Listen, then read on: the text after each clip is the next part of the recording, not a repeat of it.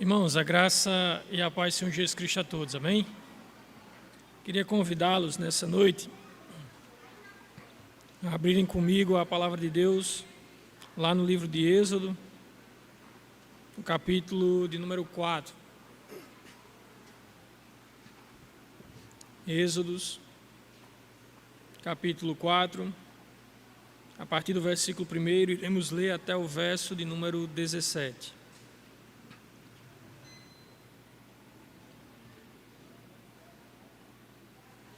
Diz assim a palavra de Deus: Moisés respondeu: Mas eis que eles não vão acreditar em mim, nem ouvirão o que vou dizer, pois dirão: o Senhor não apareceu a você. Então o Senhor perguntou a Moisés: O que é isso que você tem na mão? Ele respondeu: É um bordão. Então ele lhe disse: Jogue-o no chão. Ele jogou no chão e o bordão virou uma serpente, e Moisés fugia dela. Mas o Senhor disse a Moisés: Estende a mão e pega pela cauda. Ele estendeu a mão, pegou-a pela cauda e ela se transformou em bordão. Então o Senhor disse: Isto é para que creiam que o Senhor, o seu Deus, o Deus de seus pais, o Deus de Abraão, Isaque e de Jacó, apareceu a você. E o Senhor continuou: Põe agora a mão no peito. E ele o fez. E tirando a mão do peito, eis que ela estava leprosa, branca como a neve. Então o Senhor disse: Põe a mão no peito outra vez. E ele a pôs no peito novamente. E quando a tirou, eis que se havia tornado como o restante da sua carne. O Senhor continuou: Se eles não acreditarem em você, nem atenderem à evidência do primeiro sinal, talvez acreditem na evidência do segundo. Se eles ainda não acreditarem mediante esses dois sinais, nem ouvirem o que você disser, pegue um pouco de água do rio Nilo e derrame na terra seca, e a água que você pegou do rio se transformará em sangue sobre a terra. Então Moisés disse ao Senhor: Ah, Senhor, eu nunca fui bom de palavras, nem no passado, nem depois que falastes ao teu servo, pois sou pesado de boca e pesado de língua. O Senhor respondeu: Quem fez a boca do homem? Ou quem fez o mudo, ou o surdo, ou o que vê, ou o que é cego? Não sou eu, Senhor? Agora vá, e eu serei com a sua boca e lhe ensinarei o que você deve falar. Porém Moisés respondeu: Ah, Senhor, envia alguém no meu lugar, menos a mim. Então a ira do Senhor se acendeu contra Moisés, e o Senhor disse: Arão o levita não é seu irmão? Eu sei que ele fala fluentemente. Eis que ele vem ao seu encontro, e ao ver você se alegrará em seu coração. Você falará com ele, e ele lhe porá na boca as palavras. Eu serei com a sua boca e com a dele, e ensinarei a vocês o que devem fazer. Ele falará por você ao povo, ele será como se fosse a sua boca, e você será para ele como Deus. Leve, pois, na mão este bordão, com o qual você fará os sinais. Meus irmãos, todos nós conhecemos pessoas muito boas em dar desculpas. Claro que nós conhecemos também algumas que não são tão boas. Eu lembro que há um tempo atrás eu estava lendo uma manchete e um homem havia sido parado numa blitz da rodoviária e vinha com um garrote no banco de trás. E aí o policial, perguntando para ele o que era aquilo, ele disse: Rapaz, eu não sei, esse garrote entrou aí sozinho. Então, assim, tem pessoas que são muito ruins de dar desculpas, mas tem pessoas que são muito boas. Às vezes as desculpas que elas apresentam são tão boas que acabam até: Rapaz, se eu não soubesse que isso era uma desculpa, eu acreditaria. Tem pessoas que são boas em dar desculpas. Eu lembro de uma frase de um dos pais fundadores dos Estados Unidos de América, Benjamin Franklin. Ele dizia que as pessoas que são boas em arranjar desculpas raramente são boas em qualquer outra coisa. Pessoas que são boas em arranjar desculpas não são boas praticamente em qualquer outra coisa. E, meus irmãos, nós estamos diante de um texto em que Moisés ele vai se recusando, ele vai apresentando desculpas para não cumprir o chamado de Deus na vida dele. Moisés vai apresentando desculpa após desculpa para se negar a ir ao Egito e libertar o povo que Deus havia prometido libertar. Moisés está aqui apresentando desculpas e nós vemos Deus em contraparte, oferecendo recursos. Agora, meus irmãos, é importante esse texto para todos os que estão aqui, porque se tem uma coisa que nós somos bons é em apresentar desculpas para fazermos a vontade de Deus na nossa vida. Sempre haverá, meus irmãos, em nosso coração uma série de desculpas para que nós não façamos a vontade de Deus, seja na nossa vida, seja na vida da igreja, seja na vida daqueles que estão à nossa volta. O nosso coração, ele tentará oferecer desculpas para não cumprirmos esse chamado. Mas olhando para esse texto aqui, nós aprendemos algumas coisas interessantes. Nós vemos que Deus continua argumentando, continua chamando Moisés, apesar da sua incredulidade. Note, meus irmãos, o verso 1 comigo.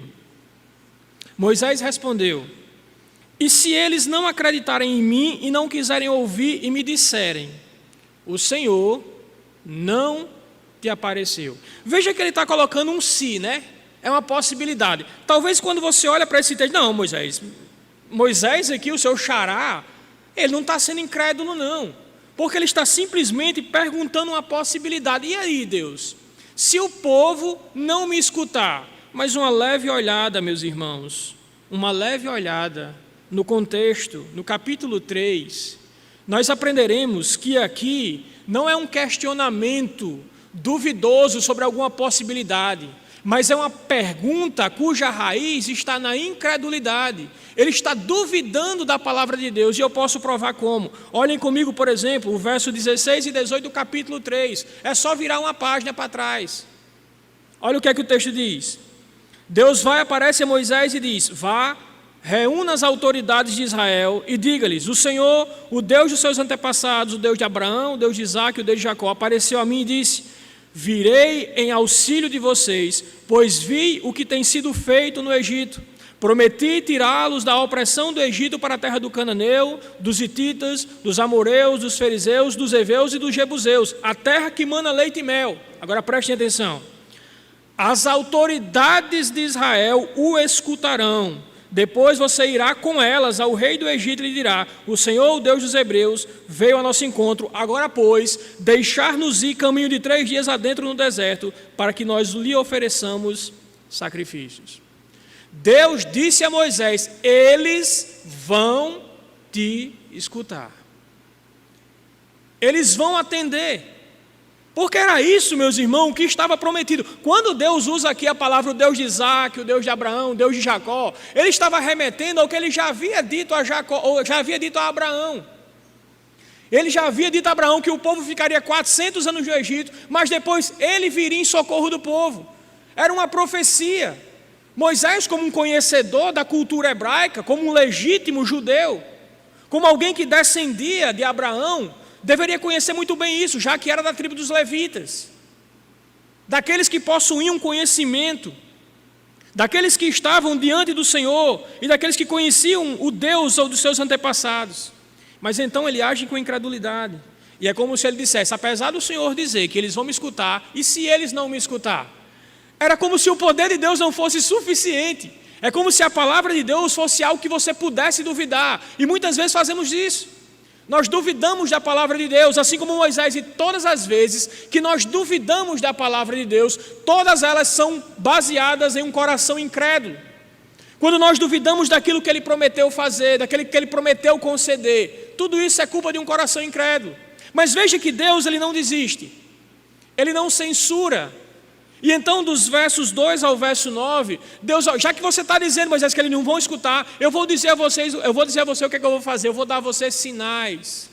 E então veja, meus irmãos, que os sinais que ele coloca aqui, um bordão, uma espécie de cajado transformado em serpente, a lepra, a pior doença daquela época, que levava não apenas ao afastamento social, ao afastamento religioso, também por fim à morte, uma morte solitária ou com pessoas que sofriam da mesma doença. E depois a água do rio Nilo transformada em sangue. A ideia aqui era convencer primeiramente o coração daqueles que lá no capítulo 2, nos versos de números 23 e 25, haviam clamado a Deus debaixo da opressão. E é interessante que, apesar de todo o povo judeu estar imerso numa cultura idólatra, e muitos deles, como o profeta Ezequiel vai dizer no capítulo 20 e depois no capítulo 23, adoravam os deuses do Egito, confiavam nos deuses do Egito secretamente em seus corações. Apesar de eles estarem nessa condição, haviam pessoas ali que ainda mantinham a sua esperança no Deus de Israel, e então eles clamam a esse Deus, lembrando da promessa que foi dita ao patriarca Abraão, de que Deus viria em auxílio deles. E então eles clamam a Deus no capítulo 2, Deus ouve o clamor, e então Deus começa a enviar os sinais, primeiro para convencer aqueles que clamaram, mas depois também para colocar medo naqueles que estavam começando a se aculturar e estavam permitindo que as divindades do Egito fossem uma armadilha para o seu coração. Daqueles que continuavam confiando nos deuses do Egito. E então o rio Nilo, considerado uma das divindades do Egito, tendo a sua forma mudada, era a prova de que o Deus que havia comissionado Moisés, o Deus que havia aparecido a Moisés, era um Deus superior a todos os deuses do Egito. O povo veria o sinal e o povo entenderia que o Deus verdadeiro não estava no Egito, mas o Deus verdadeiro, o Deus criador dos céus e da terra, era o Deus do povo hebreu. Agora, meus irmãos, Deus estava mostrando a Moisés que não há razão nenhuma para a incredulidade quando Ele nos chama a fazer a sua obra. Deus insiste conosco apesar da nossa incredulidade. Deus insiste conosco, Deus nos mostra o seu poder. Agora veja, que é muito fácil, meus irmãos, censurar Moisés por estar relutante em aceitar uma obra tão difícil e tão perigosa naquele momento ali. Voltar para a maior potência do mundo e envergar o dedo e dar ordens ao homem mais poderoso daquele contexto e daquela época, não era uma obra tão simples. É muito fácil olhar, rapaz, Moisés é muito incrédulo, viu? A gente olha aqui para Moisés, rapaz, como é que pode? Rapaz, Moisés foi capaz de fazer isso. Mas muitas vezes nós falhamos, meus irmãos, em fazer coisas menores. Nós falhamos em obedecer à vontade de Deus, em cumprir a vontade de Deus em coisas bem menores. É muito fácil criticar Moisés, que tinha uma obra tão grande, enquanto nós temos uma obra tão pequena. Meus irmãos, e quando nós pecamos, nós falhamos contra uma luz maior. Moisés estava incrédulo quanto à situação do povo, talvez lembrando daquele episódio que quando ele defende um dos seus companheiros, e ele teve que matar um dos egípcios, o próprio povo dele se volta contra ele. Talvez ele estivesse incrédulo, lembrando também disso, mas a palavra de Deus era muito clara, eles ouvirão e vocês irão até Faraó. Mas agora Moisés, na sua incredulidade, meus irmãos, ele deixa de fazer a vontade de Deus, assim como nós muitas vezes também deixamos de fazer a vontade de Deus. Às vezes nós deixamos de evangelizar alguém tão querido, porque ainda, eu já gastei todos os argumentos, eu já orei, já falei com ele, já tentei argumentar com ele, mas não tem, ele simplesmente não muda. Talvez a gente precise, por exemplo, diante da dificuldade de levar a palavra de Deus àqueles tão próximos a gente, de orar por pessoas próximas a gente que ainda não confessam a Jesus Cristo. Talvez a gente deveria lembrar de uma mulher chamada Mônica, que durante 3 longas décadas, na verdade 33 anos para ser mais preciso, ela orou por um filho que era viciado não apenas no álcool, mas também na prostituição. Mas depois de 33 anos, ela viu a conversão do seu filho, e ele se tornou o maior teólogo da igreja antiga. Seu nome era Agostinho de Hipona, ou para alguns, Santo Agostinho. Mas ele é fruto de uma mãe que orou 30 anos. Uma mãe que entendeu o valor que tem as orações sobre os seus filhos. E, meus irmãos, a obra de Deus inclui os nossos filhos, inclui os nossos amigos, inclui aqueles que ainda não professam o nome do Senhor. E muitas vezes, diante desse momento de orar, de compreender, de falar, nós temos dificuldades. É como se a gente achasse que aquela pessoa estivesse além do poder de Deus. Nós precisamos continuar. constantemente, meus irmãos, algumas vezes devido às dificuldades dentro da própria igreja, as falhas que nós temos dentro da igreja, porque todos nós falhamos. Nós temos a tendência muitas vezes de olhar para essas falhas, olhar para as dificuldades da vida em comunidade, e nós temos a tendência de querer sair da igreja e abandonar. Mesmo a Bíblia mandando que nós devemos congregar, devemos cuidar uns dos outros, devemos buscar o crescimento uns dos outros, aconselhar uns aos outros. Quantas vezes nós deixamos de contribuir, meus irmãos? Quantas vezes nós deixamos de contribuir financeiramente com a obra de Deus? Porque a gente acha que isso vai faltar. E nós acabamos relegando a obra de Deus, os projetos de Deus nessa terra, em segundo plano. E colocamos os nossos interesses, as nossas vontades, e algumas vezes até pecaminosas, à frente da obra de Deus. Quantas vezes, meus irmãos, devido a algum sofrimento prolongado, algumas dificuldades, nós paramos de orar, paramos de ler a Bíblia, porque parece que não faz mais sentido. As coisas não mudam. Como nós precisamos, meus irmãos, perseverar. Como nós precisamos crer que o nosso Deus pode fazer milagres. Nós não temos, meus irmãos, assim como Moisés não tinha, nenhuma razão para ter o coração incrédulo. Moisés não tinha nenhuma razão para questionar naquele momento, porque Deus havia prometido que o povo escutaria. Nós precisamos lembrar que o nosso Deus pode tudo. Não importa se é um diagnóstico ruim, porque Ele pode fazer curas milagrosas, assim como fazer uma mão contaminada com lepra ficar sã instantaneamente. Nosso Deus é um Deus de sinais, é um Deus de milagre. Muitas vezes Deus abre uma porta que a gente nem nos nossos melhores sonhos esperávamos que aquela porta se abrisse, mas ela se abre.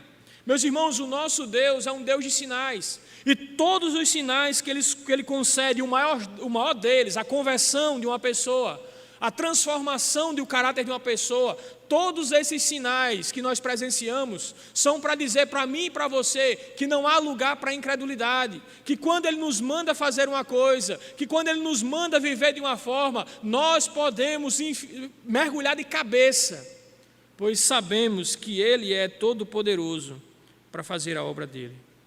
Ele é todo-poderoso para nos manter de pé. Meus irmãos, não deixemos de forma alguma que a incredulidade do nosso coração nos impeça de fazer a vontade de Deus. Amém? O texto vai adiante, meus irmãos. No verso 10, nós vemos Deus insistindo ainda com Moisés. Deus chama Moisés a fazer a obra dele, apesar da sua incapacidade. Não é apenas a incredulidade de Moisés, mas também a sua incapacidade. Olha o que é que o verso 10 diz. Disse, porém, Moisés ao Senhor: Senhor, eu nunca tive facilidade de falar, nem no passado e nem agora que falastes ao teu servo. Eu não consigo falar bem. O segundo argumento, meus irmãos, que Moisés usa para deixar, a segunda desculpa que ele oferece, na verdade, para deixar de fazer a vontade de Deus, é a sua incapacidade. Ele conhece as suas limitações e ele se agarra a essa limitação, tentando escapar. Meus irmãos, muitos comentaristas acham que aqui, o que está sendo dito a respeito de Moisés é que Moisés tem algum problema físico, provavelmente gagueira. Ele tem algum problema na fala e ele não consegue falar direito, ele falava gaguejando. Mas, meus irmãos, esse não é o caso. A ideia aqui, eu creio que Moisés, conhecendo muito bem a cultura egípcia, já que passou 40 anos lá, eles sabiam que os egípcios tinham uma característica bem peculiar naquela época. Eles eram bons de argumento. Eles eram os filósofos, vamos dizer assim, da época. Era difícil perder uma teima, vamos dizer assim. Eles eram muito bons nos argumentos. E então Moisés, ele diz: olha, Senhor, eu não sou bom de argumento.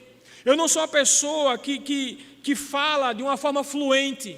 Eu não sou aquela pessoa que consegue convencer as pessoas. Agora veja, que Deus, ele, nos versos 11 e 12, ele acaba dando a Moisés, mais uma vez, uma razão para não deixar de fazer a obra dele. Olha o que ele diz no verso 11 e 12.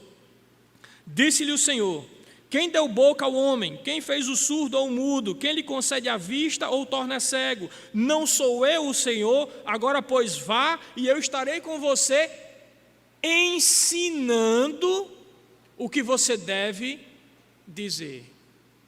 Note, meus irmãos, que aqui há uma grande verdade para nós. E a verdade é que o nosso Deus, Ele é quem nos capacita a fazer a obra dele.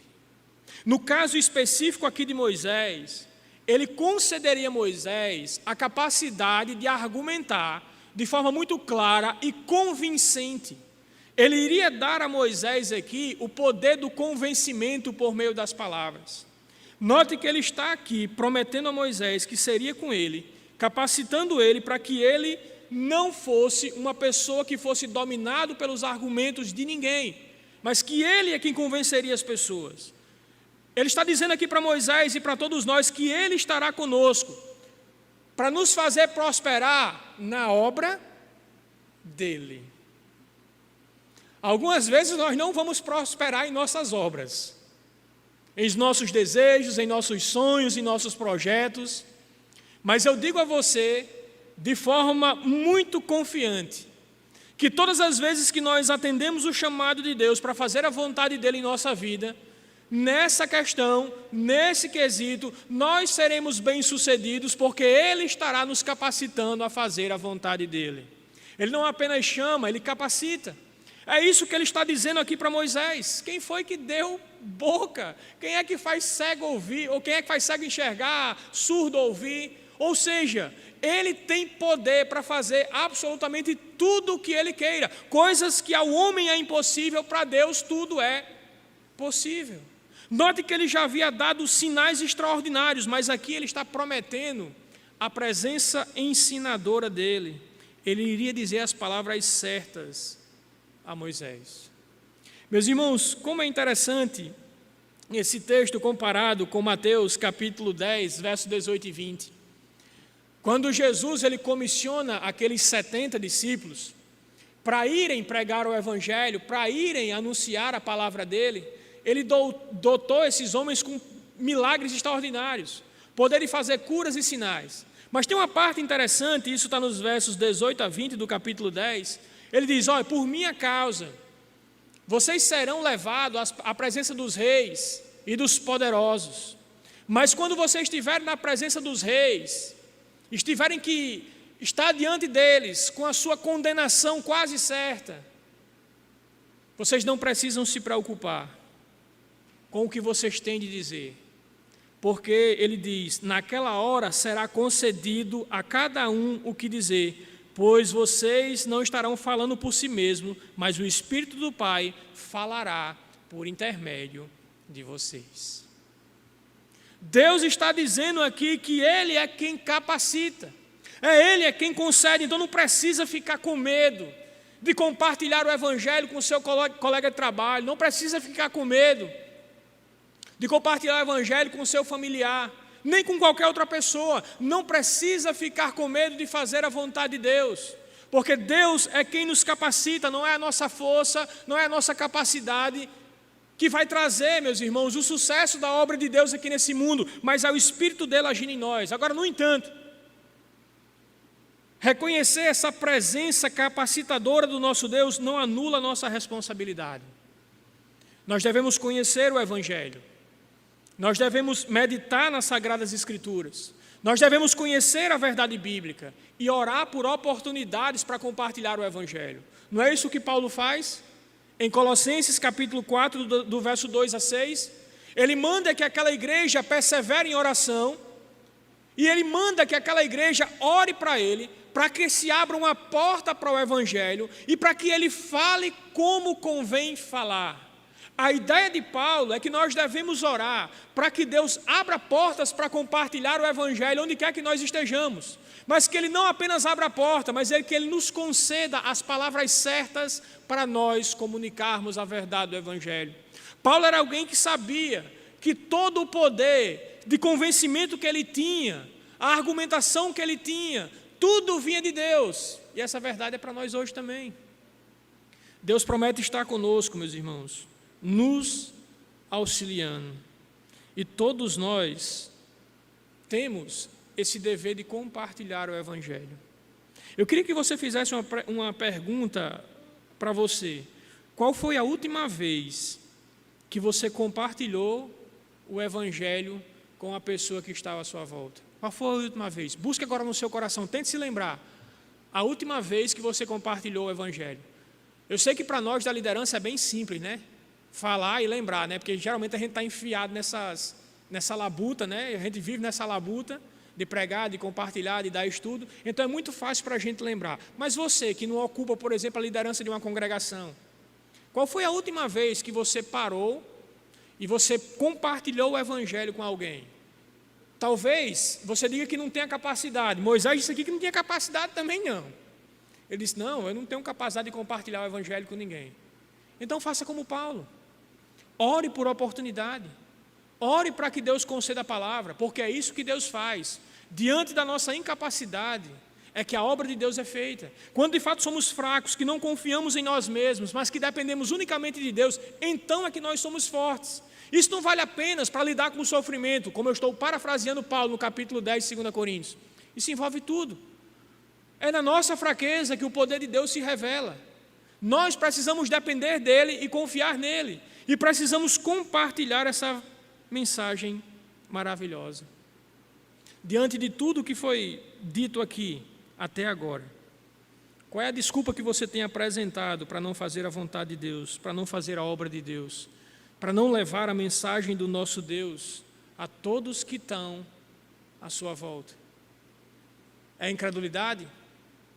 É incapacidade? Se for incredulidade, lembre que o nosso Deus é o Deus de sinais. É um Deus que pode transformar homens que à vista da sociedade não tem mais jeito, mas Ele pode transformar. Se é incapacidade, lembre-se que Ele é quem dá a boca. É Ele quem concede. É Ele quem nos auxilia. Então confiem nesse Deus, orem por oportunidades e compartilhem o Evangelho. É assim que a igreja cresce. Essa é a incumbência de todos os que estão da igreja. Antes de Jesus Cristo ser assunto ao céu, antes de Jesus Cristo ele subir até o céu e se sentar à destra de Deus nas alturas, ele deixou à igreja uma ordem: ide por todo mundo e pregai o Evangelho a toda criatura. Isso inclui os colegas de trabalho, os nossos familiares, os nossos amigos e às vezes até os nossos inimigos. Mas todos devem escutar o Evangelho. Charles Spurgeon ele dizia uma frase que é bem emblemática, talvez o principal pregador batista. Ele dizia que todo cristão é um missionário ou ele é um impostor. É uma verdade bem forte, mas é algo que deve pairar em nosso coração. Se eu tenho oportunidades de compartilhar o Evangelho e não compartilho, isso é fruto da minha incredulidade no poder de Deus, ou da minha incapacidade, da minha pequenez. Mas tudo isso pode ser resolvido por um Deus que pode todas as coisas. Mas em último lugar, meus irmãos, eu quero chamar a atenção para o verso 13.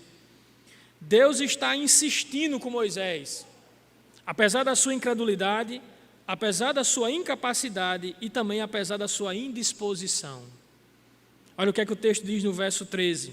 Respondeu-lhes, porém, Moisés: Ah, Senhor, peço que envie outra pessoa. Meus irmãos, finalmente Moisés está revelando o principal motivo dele não querer ir. Ele simplesmente não queria ir. Ele está, mesmo Deus mostrando os sinais, aquilo ali era absurdo para a época. Um golpe nas divindades do Egito, o terceiro sinal que ele ofereceu a Moisés. Deus apresenta recursos, Deus promete que o povo vai escutar, mas Moisés simplesmente não quer ir. Ele diz: Senhor, envie outra pessoa. Ele está indisposto a fazer a vontade de Deus, mesmo Deus concedendo certezas, sinais, ele simplesmente não quer ir.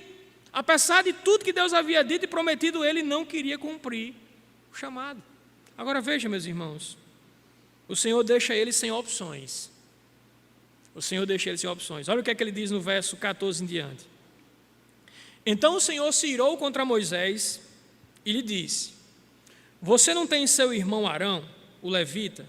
Eu sei que ele fala bem. Veja que Deus está dizendo que Arão fala bem. Ou seja, o problema de Moisés não era gagueira, é que ele não conseguia argumentar bem. Então ele diz: ele já está vindo ao seu encontro e se alegrará ao vê-lo. Você falará com ele e ele dirá o que você deve dizer. Eu estarei com vocês quando falarem e lhe direi o que deve fazer. Assim como Deus fala ao profeta, você falará a seu irmão e ele será o seu porta-voz diante do povo. E leve na mão esta vara com a qual fará os sinais miraculosos.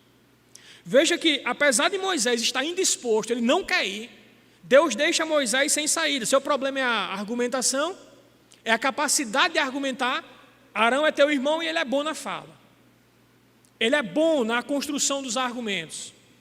Ele é uma pessoa sábia, que conhece. Então, ele vai com você. Note que Deus poderia ter descartado Moisés, mas Deus está insistindo. E isso nós vemos uma faceta de Deus. Deus, ele é um Deus insistente. Ele continua insistindo com Moisés, apesar da sua incredulidade, da sua incapacidade, da sua indisposição. Agora, não pensem, meus irmãos, que Moisés não saiu perdendo aqui. Moisés saiu perdendo. Não apenas porque ele despertou o desprazer do Senhor. Note que o texto diz que a ira do Senhor se acendeu contra Moisés. Mas porque ele perdeu uma bênção de ser capacitado com um dom que ele reconheceu que não tinha. Deus ensinaria a Moisés e ele perdeu a bênção por causa da sua indisposição. Ele perdeu a bênção porque não quis cumprir. E nós precisamos lembrar disso. Nós somos lembrados aqui, meus irmãos, que o Senhor não aprova de jeito nenhum a nossa recusa. De forma alguma o Senhor vai aprovar quando nós damos desculpas. E à luz desse texto aqui, sendo bem sincero, não há nenhuma desculpa para deixar de fazer a vontade de Deus, para cumprir o chamado de Deus. Eu não estou falando apenas de compartilhar o Evangelho. Estou falando de todas as outras áreas da Bíblia, da nossa vida, seja uma crise no casamento, qualquer área. Nós temos a certeza de que fazendo a vontade de Deus, nós conseguiremos ser bem-sucedidos, porque o nosso Deus estará conosco. E todas as vezes, meus irmãos, que nós deixamos de fazer a vontade de Deus, de cumprir o chamado de Deus, a única coisa que a gente ganha é desprazer do próprio Deus. A única coisa que a gente ganha é disciplina. A única coisa que nós ganhamos é Deus, muitas vezes, nos guiando através do sofrimento para voltar para o caminho certo. O nosso Deus jamais deixará que um dos seus se percam. E algumas vezes, como um pastor do Salmo 23, ele usará o cajado. Não para colocar no pescoço da ovelha e botar no caminho certo, mas para bater na ovelha e evitar que ela vá embora, que ela continue se desgarrando. Eu lembro de uma passagem sobre essa questão da disciplina, de um arqueólogo, ele dizendo que era muito comum na época lá que o pastor das ovelhas quebrasse a perna daquelas ovelhas que viviam saindo do curral e se colocando em perigo. E aí quando ela tinha aquela patinha quebrada, enquanto ela ia se recuperando, ela ia ficando com medo de se desgarrar de novo, porque a dor foi tão intensa de ter quebrado a patinha, que ela não queria mais sair de longe do rebanho. Às vezes até ficava mancando. A ideia lá do arqueólogo falando sobre isso é que para um pastor é melhor uma ovelha mancando e andando ali junto com as outras do que uma ovelha com as 4 perninhas bem direitinhas, mas comida por um lobo. E às vezes Deus vai fazer isso. Para Deus é muito mais interessante você estar dentro da casa dele sofrendo, atribulado, do que você estar feliz da vida longe dele. Porque a primeira coisa que acontece quando a prosperidade vem sobre os nossos corações é a gente abandonar a vontade de Deus. É a gente abandonar o prazer na lei de Deus, o prazer na comunhão da igreja de Deus. Quando está tudo bem, nós temos a tendência natural de esquecermos Deus. Mas quando as coisas estão apertando, quando as coisas estão cheias de dificuldades, quem é que a gente busca primeiramente? Não é Deus. Quando o espinho na carne ficou em Paulo, não que Paulo não buscasse a Deus, mas quando o espinho na carne entrou em Paulo, a ideia daquele sofrimento que Deus permitiu, a primeira coisa que Paulo fez foi ir até Deus. Quando Jó está sofrendo, a primeira coisa que ele vai é argumentar com Deus. É sempre assim.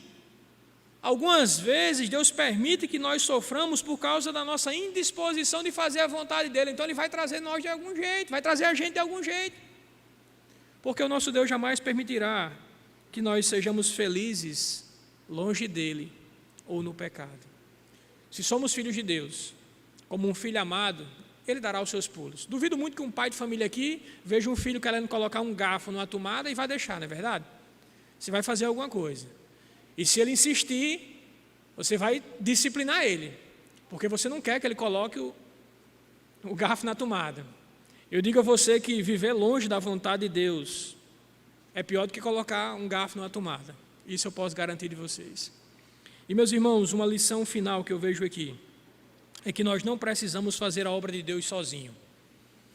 Deus diz: Arão é teu irmão? Então, tu vai com ele. Note que Deus, do começo ao fim, Deus insistiu, apesar da incredulidade, apesar da incapacidade, apesar da indisposição, Deus continuou insistindo com Moisés. Deus continuou chamando a Moisés e agora ele promete a Moisés ajuda. Se Moisés não confiava unicamente na ajuda dele, então o irmão vai ajudar. A verdade é que Deus sempre vai nos ajudar, seja por meio dele mesmo ou pelo próximo. Nós não precisamos fazer a obra de Deus sozinho. E como é bom, meus irmãos, pertencermos a uma igreja. Como é bom. Às vezes a obra de Deus está difícil na nossa vida, porque o caminho de santificação está difícil. E aí Deus envia pessoas maravilhosas para cuidar, para nos aconselhar, para nos ajudar. Como é maravilhoso ter uma igreja que cuida, que nos ama, que nos entende, que está sempre disposta a fazer o que for necessário para nos ver crescendo na fé. Como é bom pertencer a uma comunidade tão graciosa e tão maravilhosa como uma família na fé. Eu sei que, mesmo aqui dentro, tem aquela questão das dificuldades. Uma vez um pregador disse que a igreja é como um bocado de porco-espinho numa neve, numa nevasca. Você pode acreditar, um bocado de porco-espinho junto ali, vai ter um espetadozinho no lado e no outro, mas pelo menos vão estar quentinhos, né? Não serão congelados pela nevasca. E eu sei que a vida dentro da igreja tem isso de vez em quando. De vez em quando é uma farpazinha trocada, mas no final das contas, meus irmãos, a graça de Deus, o favor de Deus, a bondade e a misericórdia de Deus sempre triunfará em nossas vidas. Ele sempre dará um jeito de manter a unidade que Ele mesmo criou no seu Espírito. Mas como é bom fazer a obra de Deus juntos. Aqui nós encorajamos uns aos outros, aqui nós motivamos, nós cuidamos uns dos outros. Como é bom pertencer a uma igreja. Amém? Então Deus nos chama, meus irmãos, a fazer a sua obra. Ele insiste conosco, apesar da nossa incredulidade, incapacidade e muitas vezes apesar da nossa indisposição. Ele sempre fará um jeito de voltarmos para o caminho certo, andarmos no caminho certo e cumprirmos a vontade dele na nossa vida. Amém? Que Deus nos abençoe em nome de Jesus.